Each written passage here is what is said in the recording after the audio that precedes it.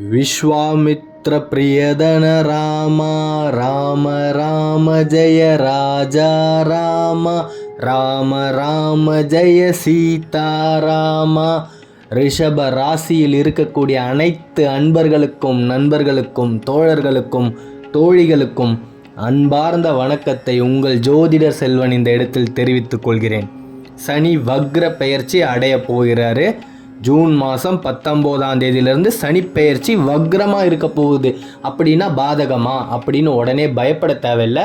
எந்த விதமான பாதகமுமே நம்மளை நெருங்காமல் இருக்கணும் அப்படின்னா இந்த 2 வேலைகளை மட்டும் நாம் நெறி தவறாமல் சூட்சமமாக செஞ்சாலே போதும்.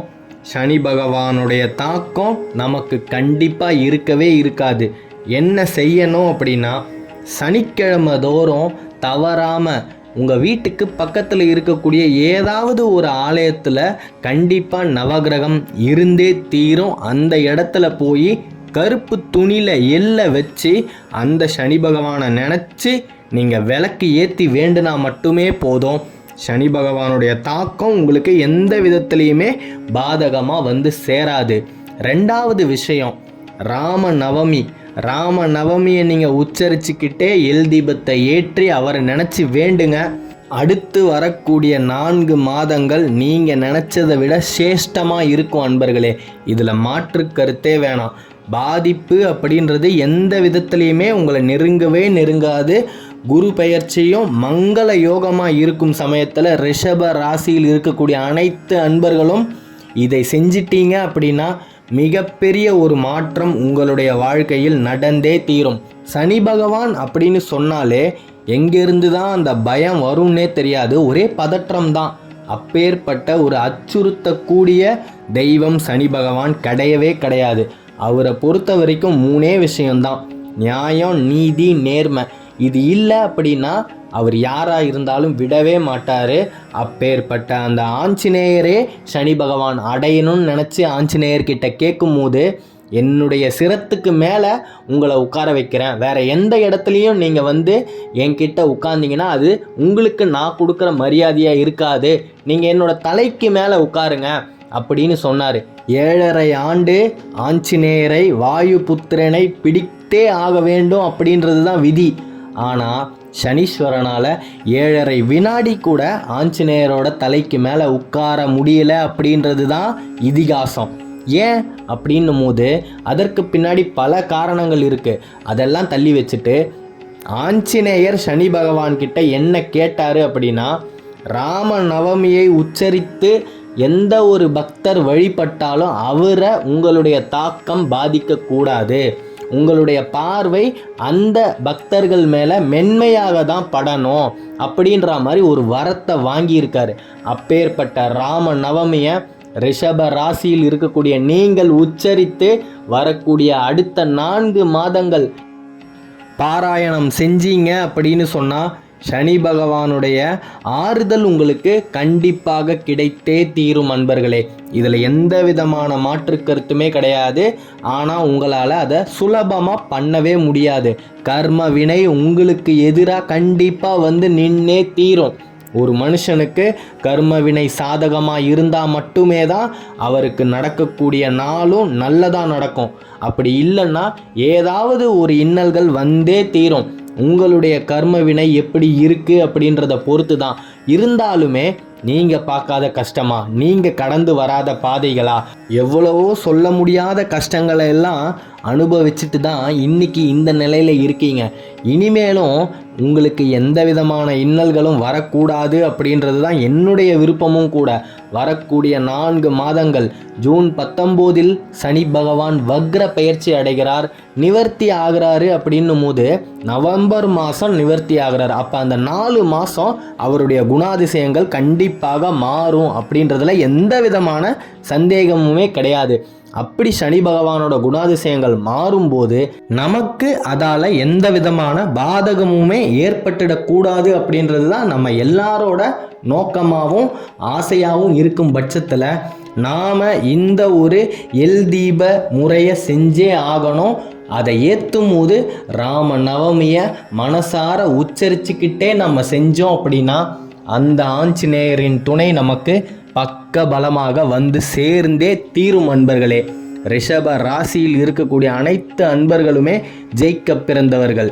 நீங்கள் இது நாள் வரைக்கும் உங்களுடைய வாழ்க்கையில் பட்ட கஷ்டங்கள் அத்தனையுமே போதும். இனி உங்களுக்கு தோல்வியே கிடையாது. நீங்கள் வரக்கூடிய அடுத்த 4 மாதத்தில் என்ன செய்யணும் அப்படின்னா, கவனமாக இருந்தால் மட்டும் போதும்.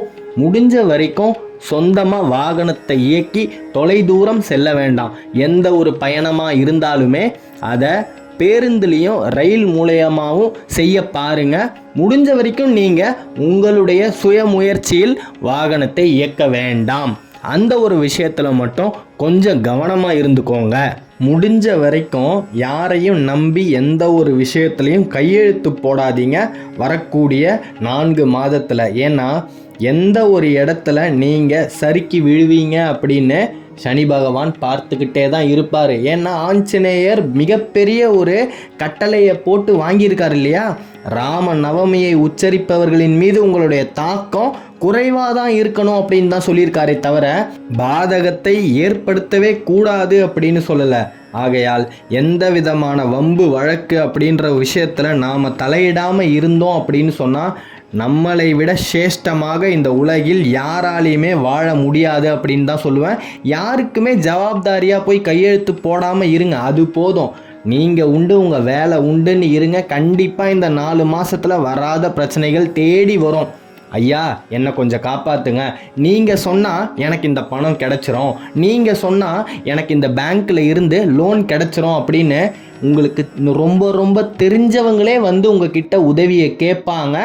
எந்த ஒரு தருணத்திலையும் தயவு செய்து மறந்து கூட உதவி செய்ய வேண்டாம் அப்படின்னு ரொம்பவே ஆழமாக அழுத்தி கேட்டுக்கிறேன். போதும், நம்பி நம்பி ஏமாந்து இன்னைக்கு துரோகத்தை மட்டுமே தான் சம்பாரித்து வச்சுருக்கீங்க. அதனால் இனிமேலும் யாரையுமே நம்பாதீங்க. உங்களுடைய வாழ்க்கை லட்சியத்தை நோக்கி நீங்கள் எதிர்நீச்சல் போட்டுக்கிட்டு போய்கிட்டே இருங்க. வெற்றி தன்னால் உங்கள் பின்னாடி உங்களை துரத்தி வந்துக்கிட்டே இருக்குது. உங்களை யாரெல்லாம் அவமானப்படுத்தினாங்களோ நீங்கள் ஒன்றுத்துக்குமே வேலைக்காக மாட்டீங்க அப்படின்னு ஒதுக்கி வச்சுருப்பாங்க. சில குடும்ப நல்ல விஷயங்கள்லேருந்து உங்களை ஒதுக்கி வச்சுருப்பாங்க. உங்களை சேர்த்துக்கிட்டா இந்த நிகழ்ச்சி நல்ல விதமாக முடியாது, அதனால் இந்த ஐயா வேண்டாம்ப்பா, இந்த அம்மா வேண்டாம் அப்படின்னு உங்களை ஒதுக்கி வச்ச அத்தனை பேர் முன்னாடியுமே நீங்கள் சீரும் சிறப்புமாக வாழக்கூடிய ஒரு பொன்னான ஆண்டு தான் நடந்து கொண்டிருக்கின்ற 2024ஆம் குரோதி வருடம் அன்பர்களே. நீங்கள் ஜெயிக்க பிறந்தவர்கள். இனிமே உங்களுக்கு வாழ்க்கையில் வெற்றி மட்டுமே தான்.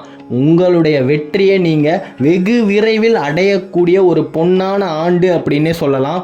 முடிஞ்சால் எனக்காக ஒரு உதவி பண்ணணும் அப்படின்னு நினச்சிங்கன்னா நீங்கள் சனிக்கிழமை தோறும் கோயிலுக்கு போய் ராம நவமியை உச்சரிக்கிறதெல்லாம் ஒரு பக்கம் இருந்தாலும் தினசரி நீங்கள் சும்மா உட்காந்துட்டு இருக்கும்போது கூட ராம நவமியை பாராயணம் மனசுக்குள்ளே பண்ணிக்கிட்டே இருங்க. எப்பேற்பட்ட இன்னல்கள் வந்தாலும் உங்களை நெருங்கவே நெருங்காது. வாயு புத்திரன் நெருங்கவே விட மாட்டார். சனி பகவானுடைய வக்ர பயிற்சியால் மனக்குழப்பங்கள் தன்னால் உங்கள் மனசுக்குள்ளே வர ஆரம்பிச்சிடும். அதையெல்லாம் எப்படி தட்டி கழிக்கணும் அப்படின்னா மனசுக்குள்ளே ராம நவமியை பாராயணம் பண்ணிக்கிட்டே இருங்க. வந்த மனக்குழப்பம் போகிற தடமே தெரியாது. மனதைரியம் தன்னாலேயே உங்களுக்குள்ள பிறந்தே தீரும். தைரியமாக இருங்க.